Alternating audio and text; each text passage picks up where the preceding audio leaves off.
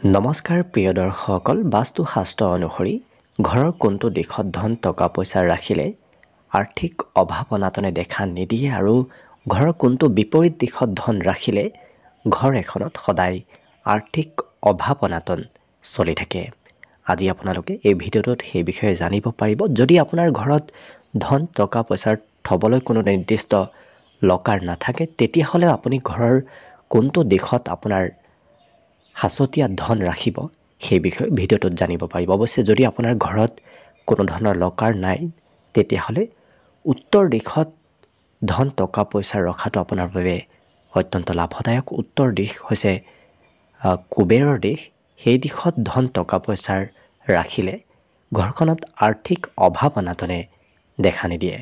এতিয়া আহক আমি ভালদৰে জানো ঘৰৰ কোনটো দিশত ধন সংৰক্ষিত কৰি ৰাখিলে ঘৰখনত আৰ্থিকভাৱে কেতিয়াও অভাৱ অনাটনৰ সৃষ্টি নহয়। আৰু যদি বিপৰীত দিশত ধন আপুনি এতিয়াও থৈ আছে, তেতিয়াহ'লে আজিয়েই সেই দিশ সলনি কৰি দিয়ক আৰু দেখিব আপোনাৰ ঘৰত লাহে লাহে আৰ্থিক অভাৱ অনাটনবোৰ যদি চলি আছে, সেই অভাৱ অনাটনবোৰৰ সমস্যাবোৰ নোহোৱা হ'ব। কেতিয়াবা এনেকুৱা হয়, এখন ঘৰত উপাৰ্জন কৰা ব্যক্তি কেইবাটাও থাকে, কিন্তু সঞ্চয়ৰ নামত ঘৰখনত এটকাও নাথাকে।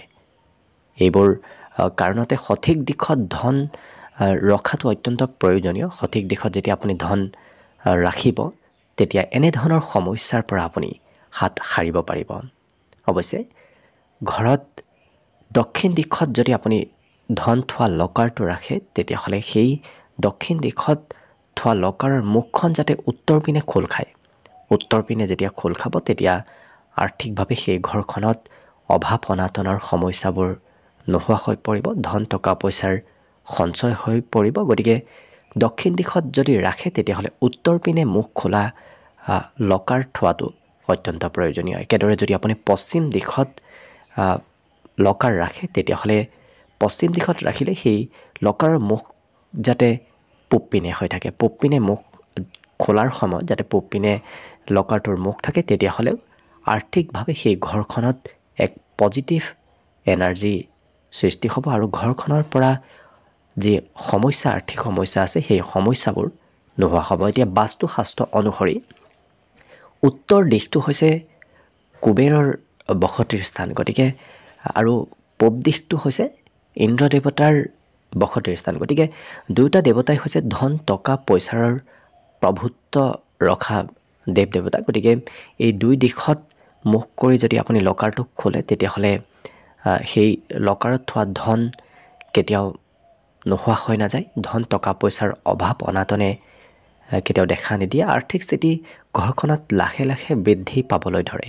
আৰু যিহেতু পূব দিশত যেতিয়া আপোনালোকে লকাৰ খুলিব, পশ্চিম দিশত থ'লে পূব দিশৰ পিনে যদি লকাৰটো খোল যায়, তেতিয়াহ'লে সেই ঘৰখনত সুখ সমৃদ্ধি বৃদ্ধি পাব ধৰে। যেতিয়াই পূব দিশৰ ইন্দ্ৰ দেৱতাৰ দৃষ্টি আপোনাৰ লকাৰত থাকিব, তেতিয়া ঘৰখনত সুখ সমৃদ্ধি বৃদ্ধি পাব। আৰু উত্তৰ দিশত থকা কুবেৰৰ দৃষ্টি যেতিয়া আপোনাৰ দক্ষিণ দিশত থকা লকাৰৰ ওপৰত থাকিব, তেতিয়া ঘৰখনত আৰ্থিক অভাৱ অনাটনৰ কেতিয়াও সৃষ্টি নহয়। গতিকে মনত ৰাখিব, কিন্তু লকাৰৰ মুখ যাতে দক্ষিণ দিশৰ পিনে খোল নাখায়। দক্ষিণ দিশ হৈছে যমৰ দিশ। গতিকে দক্ষিণ দিশত যদি আপুনি লকাৰটো খোলে, দক্ষিণ দিশৰ পিনে মুখ কৰি যদি খোলা যায়, তেতিয়াহ'লে বিভিন্ন ধৰণৰ সমস্যাক নিজেই নিমন্ত্ৰণ কৰি অনাৰ দৰে হয়। গতিকে উত্তৰ দিশত আপুনি লকাৰ ৰাখিলেও যাতে সেই লকাৰৰ মুখ সদায় উত্তৰ দিশতে থাকে।